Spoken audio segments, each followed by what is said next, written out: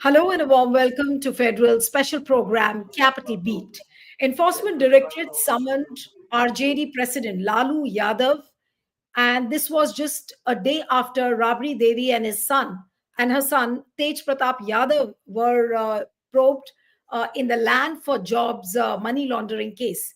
Now, former Bihar Chief Minister, that is Lalu Yadav, who's 76, has been summoned to testify before the Enforcement Directorate in Patna, while his family members have been called to appear on Tuesday. So basically, this has happened back to back in the land for jobs case. Now, Tejasvi Yadav was seen speaking to the reporters where he said that this is a politics of vendetta which is playing out. He doesn't even remember how many times his family has been summoned by the ED. But Meeza Bharti pointed out that this is clearly political vendetta. This is to weaken the opposition, and this is to derail the opposition completely just before the Bihar elections. So, is there a merit to this land for jobs case? That is question number one. Second, is this the case of political vendetta? Question number three is, are we going to see a repeat of what we saw in Delhi? That just before the elections, we saw prominent leaders of the Aam Aadmi Party being sent to jail. Then Arvind Kejriwal was released before elections. And is Bihar also headed the Delhi way? Joining me now is Faizan Ahmed, who's a senior journalist who joins us from Patna. Thank you so much, Faizan, for joining. We have Siddharth Sharma, independent media analyst. Thank you so much, Siddharth, for joining. And I'll begin with Faizan. He has just returned from the Bihar Assembly. Today, Lalu Yadav was summoned. He was questioned for hours. There were visuals playing out where the officials were carrying packets of sattu for Lalu Yadav. But the point is that what Meeza Bharti said, that it looks like a case of political vendetta. Now, my question is that is there any merit to this land for jobs case, or you see this case being triggered purely because of elections and to psychologically weaken the opposition? Anil, you see, this is not a new case. In fact, this land for job, this case is called land for job. This was this dated back to when Lalu was the railway minister, but for the last 5 or 6 years, this is going on. The ED has submitted the charge sheet also, naming you see quite a few members of Lalu family who are very much known in the political circles also, like Lalu Yadav himself, his wife Rabri Devi, their sons Tejasvi as well as Tejpratap, their daughters Meeza Bharti and Hema. They are named in this case. Now, ED has already questioned or interrogated Lalu in a Delhi office. Then Tejasvi Prasad Yadav also in Delhi, and again today Lalu was summoned to this ED office in Patna, where he was questioned for hours. Yesterday, his wife Rabri Devi was questioned. Now, and as well as Tejpratap Yadav. You see, Rabri Devi is the leader of opposition in Bihar's legislative council. I mean, the upper house of the legislature. Tejasvi Prasad Yadav is the leader of opposition in the Bihar Assembly, that is Vidhan Sabha. Tej Pratap is an MLA. Meeza Bharti is an MP. Only Hema is not holding any political office. So these 4 people, Lalu is already debarred. He cannot contest election in a not in this case, but this previous case of fodder scam. So he cannot contest election. Now there is a allegations that the central government as well as the BJP, they want to debar almost the entire family. I mean, those who are in the politics, those who are holding office, whether it is Rabri Devi or Tejasvi or Tejpratap or Misa Bharti. So it, I don't know what is the merit in this case, but uh, in yesterday, when yesterday, I'm telling you what yesterday the ED officials were asking Rabri Devi the question.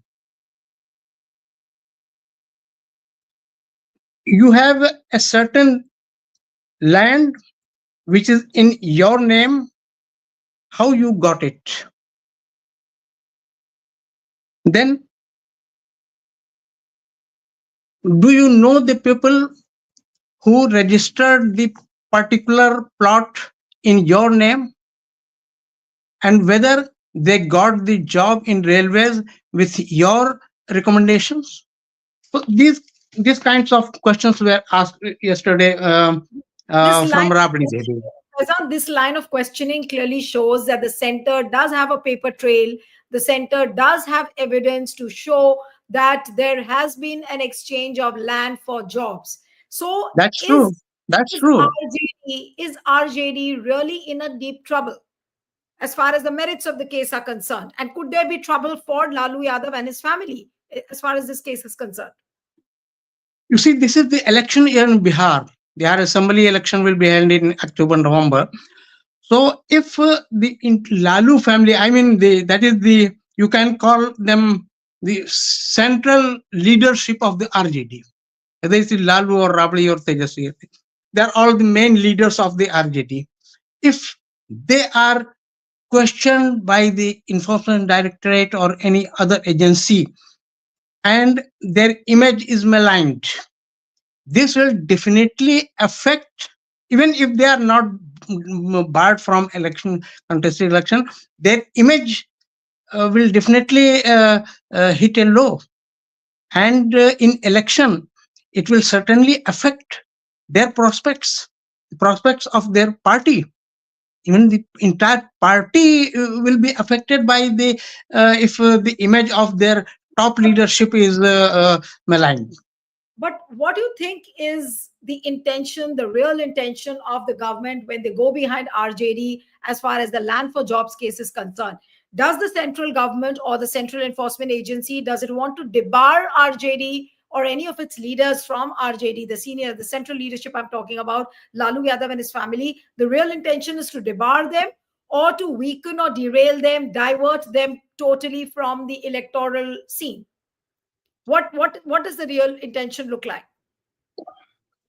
Uh, I think both. Uh, Okay.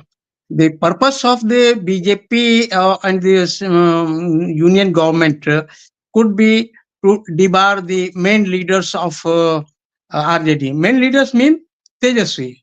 Tejasvi is the main leader here. All, Lalu Tejasvi is and already debarred. Yes. yeah, So main leader, if debarred, is will be Tejasvi Prasad Yadav, who is running the affairs of RJD now. So, and another thing is that even if they are not debarred, let them malign, let their image be, you see, in public eye. When this is election, their rival party will go with the voters to say that see, they are the leaders who did all these corrupt practices, all these corruptions, and how, why you should elect them. That could be an electoral agenda also. right. Okay, so I will come to Siddharth now. That Siddharth debarring maybe Tejasvi Yadav, I don't know how far that's going to result. But what I'm thinking about is a repeat of what we saw in Delhi. Now, Delhi also, through the liquor scam, there was a narrative which was built. Now we do not know how far that case will go, but as far as convictions are concerned, as far as building up the narrative of the case was concerned, that narrative which BJP built really helped BJP to win the elections.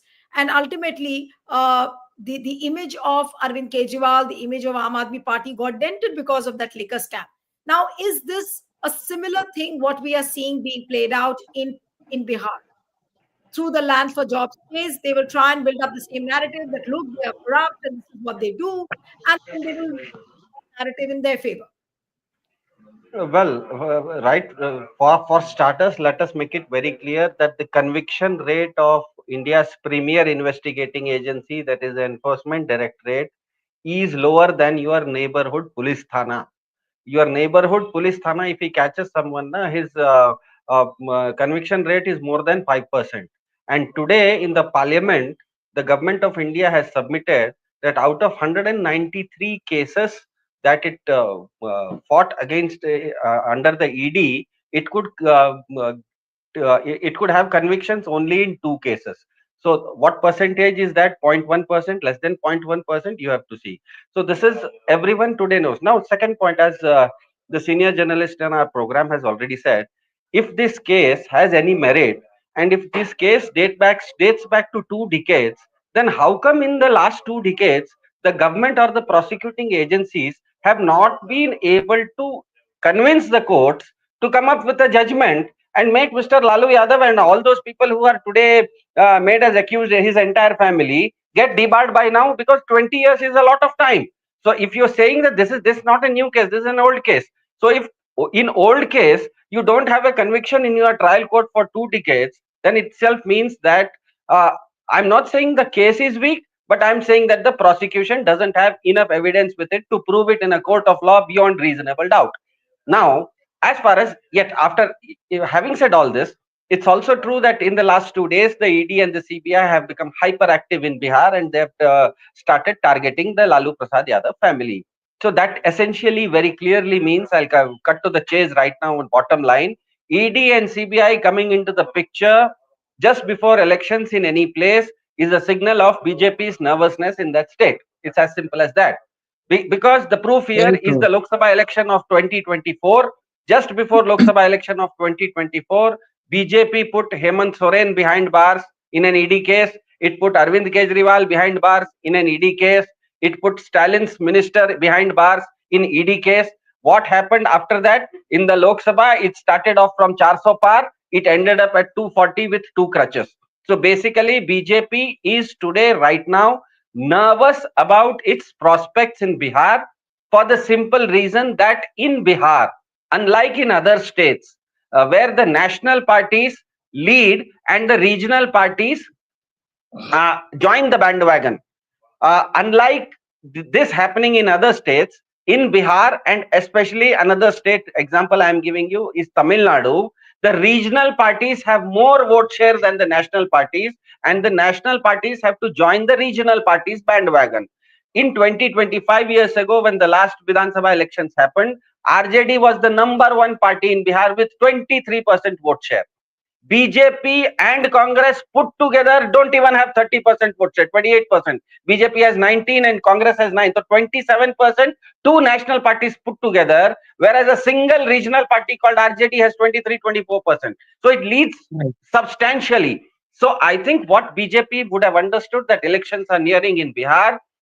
BJP's internal survey would have said that RJD is pulling ahead in the lead. They have to, this is a wild horse. If it goes too far forward, we may not be able to catch it. So let us try to rein them in by putting this kind of pressure on the Lalu Yadav family, because they are the um, uh, uh, uh, if I would have understood BJP if it have put just one Mr. Tejasvi Yadav under the ED scanner, but putting the entire family means that BJP is right now not very worried about a single person's personality. Rather, RJD as a party is leading so much that it is forced to put everyone of RJD under the radar and try to hem them in. So this is a trying to hem in kind of a desperate act by BJP. And very shortly, I'll tell you what the reason is.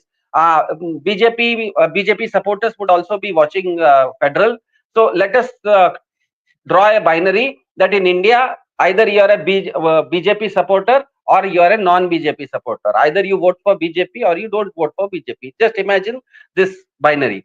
So if you are a non-BJP supporter, whether you vote for Congress or Aam Aadmi Party or any regional party, The basic philosophy of these parties is that if you have power, that means you have to provide something to the people. A government means a provider to the people.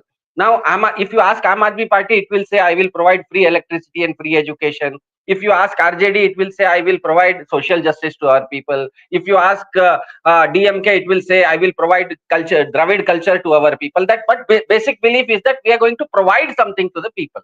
So this is a non-BJP philosophy. Whereas if you are a BJP person, the clear philosophy is power means power to punish someone. So power means power to punish someone. That is why you see this bulldozer kind of a politics with BJP. That is why you see the words like "ghar mein ghus ke marenge" of BJP. That is why you see BJP sending ED people and arresting people, because they are giving a signal that I am trying to punish people. But the essential fault line here is that the fundamental mistake that they commit is that in India, a government does not have power to punish. The ultimate power to punish somebody lies with the judiciary. Now, what happens is that, just like Arvind Kejriwal's case, you can arrest someone, but if that guy decides that I will not resign as the chief minister, I will not even apply for my bail, but rather I would challenge my arrest. So his case might go on for 6 months. He might be jailed for 6 months, but ultimately the judiciary will give him freedom. Once that judiciary gives that freedom, the same BJP people, the same BJP ecosystem, becomes very difficult for BJP to justify this arrest, because essentially it is saying that I am powerless.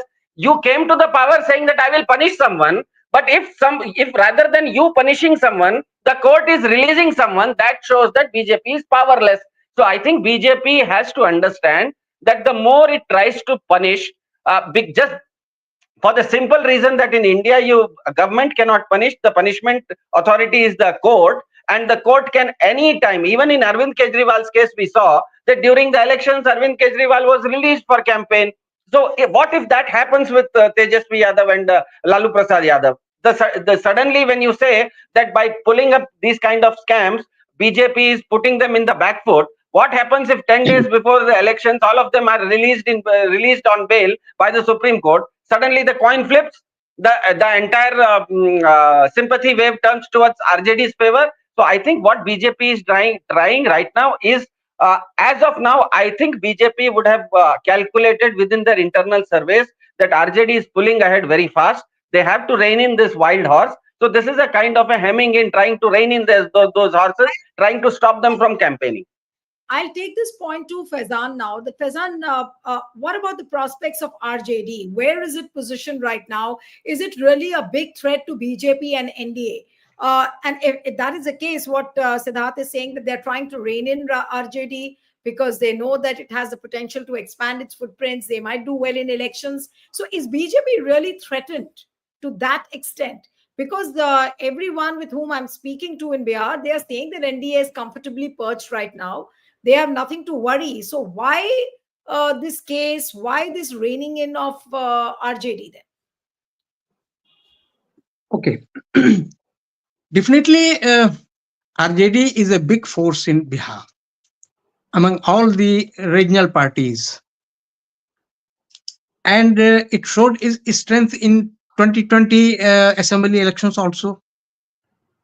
Now, there is a speculation in the political circles in Bihar that BJP wants to weaken both RJD as well as Nitish Kumar's JDU, because BJP is planning to come to the power on its own and rule the Bihar and appoint its chief minister for the first time in the history. Bihar is the one of the few states where BJP has not formed its own government, and so this is, I mean, in political circles, this is a debate also going on that okay, Nitish is with BJP. Nitish is an party, is an ally of the NDA, but internal sources said that there is a deep-rooted conspiracy from the BJP side to weaken the JDU also. You see, in 2020 election, JDU was effectively weakened by one person, or yes, I can say one party, that is Lok Janshakti Party of Chirag Paswan. Chirag Paswan, at allegedly at the behest of the BJP, fielded candidates against all the JDU candidates. And JDU was very much affected by this ploy, and it could win only 43 seats even after contesting 122 seats in that election.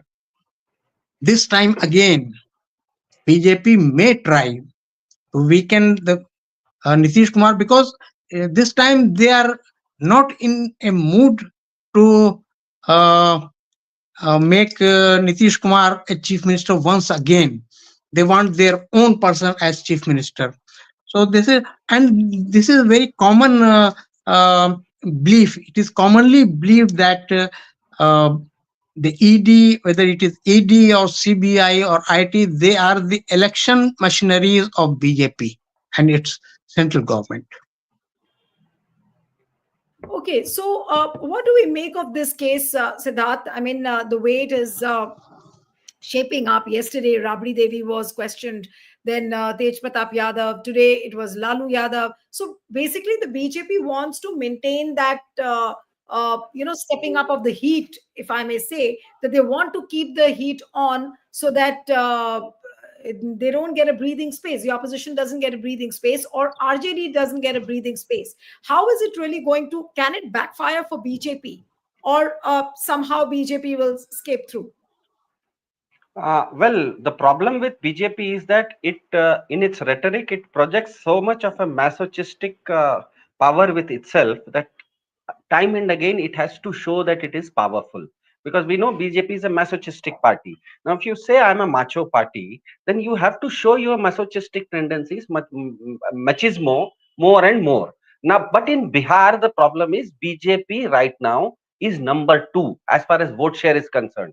Now, as far as alliance is concerned, it is a junior partner with the JDU. So, in practical terms, it is number three. Number one is RJD, number two is JDU, number three is BJP. Now, for a party which is in essence, in effect, for all practical purposes, number three, if it has to show its power, it's only through the ED and CBI that it can do, because they are the central agencies. So BJP is trying to give a message to its own vote base, that is the 19% voters who voted for BJP last time, that don't worry. When I say I am powerful, it is not just say I am powerful. Even if I am weak in Bihar, I have enough power in Delhi to make people in Bihar submit to my pressure, yield to my coercion. So that is what BJP is trying to do. Give out a symbol, give out a message that it is still very powerful. Whereas the reality is that it has found in its surveys that RJD is pulling up far ahead, and the only way to do that is to hem in RJD's top brass from campaigning, because this is not about a person anymore. It is not just you can hem in Mr. Tejasvi Yadav and RJD will be hemmed in, because RJD as a party, as a philosophy, whatever RJD stands for, whatever RJD's voters believe RJD is going to provide them. So the philosophy of RJD is pulling up fast ahead right now. I think that is why BJP is trying to hem them. The conviction rate which has come out, and the central government has told in parliament that in the last 10 years 193 cases of PMLA were there, but only 2 convictions have happened. Now, does that bring down the credibility? And Faizan, I'll come to you. That does that bring down the credibility of the enforcement agencies? Does it bring down the credibility of the BJP as well? Because I'm sure the opposition also will rake up this issue.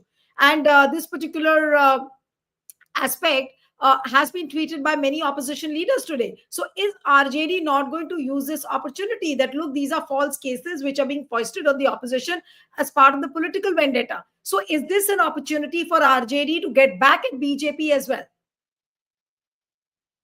Of course. The RJD will definitely use this thing, this case, to defend, not only to defend itself, but to tell the people that look, this is the BJP and their leadership and the central government, that they are denting the image of our leaders, and uh, trying to mislead the people with their so-called uh, cases and charges against the RJD leaders. And you see, I want to put one thing here, that in elections, corruption has never been a main issue in Bihar, at least. Whether, okay, you see, fodder scam is very old case. It is at least 25 years old case. Still, still RJD is the number one party, as Siddharth was also saying. So it means the people have not buying this ideology of the opposition parties, that RJD is a corrupt party, its leaders are corrupt, they are they have been jailed, and they are so this I mean, if they want to make an election issue, I mean, BJP, if BJP or NDA wants to make it an election issue by defaming, trying to defame RJD and its leader, I think this is not going to well with the electors, and electorates are not going to be swayed by what their rivals are saying. If say they are corrupt, I think people are not going to acknowledge them this thing. Yeah, one quick Your question before I wind up the show. Siddharth, to you, that who's going to really, who seems to be going away with the momentum? Does BJP seems to be walking away with this narrative, or will it be RJD which will get a good opportunity to get back at BJP? Who do you think can walk away with this momentum? Yeah, the demography of Bihar is such that social justice is a very, very, very touchy and very important subject for a huge number of people. And the simple fact that BJP and RSS, the entire BJP ecosystem, is very fidgety about the caste census, goes on to show that the a large section of people in Bihar who vote for social justice do not believe in BJP. And I think that is where RJD is pulling ahead, because RJD's election plank or RJD's core philosophy is social engineering, social upliftment. So, social upliftment can only happen when you have a caste census. BJP is against caste census. Now, that is why I think RJD right now, as a philosophy, not because RJD's one or two or few of its leaders are campaigning well. RJD's core philosophy of social justice is making making the RJD horse pull ahead of the rest. The rest, because they are led by BJP, are seen as anti-caste, or they are fidgety about the caste census. I think that is why right now the momentum is with RJD. That is how I see so. All right, so we'll have to wait and watch how things unfold as far as the Land for Jobs case is concerned. Elections are few months away. Elections are scheduled in October and November, but the heat is on the RJD. So we'll have to wait and watch how things unfold. Thank you so much. We'll have to end it here. Siddharth Sharma, Faizan Ahmed, thank you very much for joining. Thank you.